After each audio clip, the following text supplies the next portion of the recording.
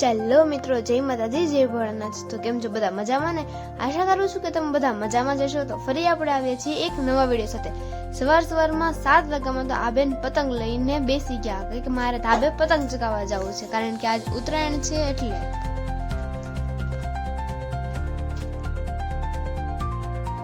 નાના હોય કે મોટા હોય, પતંગ ચગાવવાનો શોખ તો બધાને જ હોય।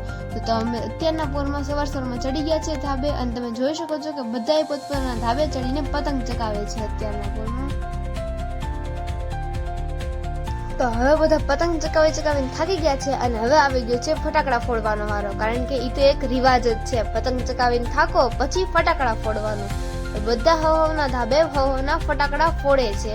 આ ફટાકડા કઈ અત્યારે ન લીધા હોય, એ તો દિવાળીમાં ફોડ્યા હોય ને, એમાંથી પછી જે વૈધા હોય ને એ ફટાકડા અત્યારે ફોડવાના હોય।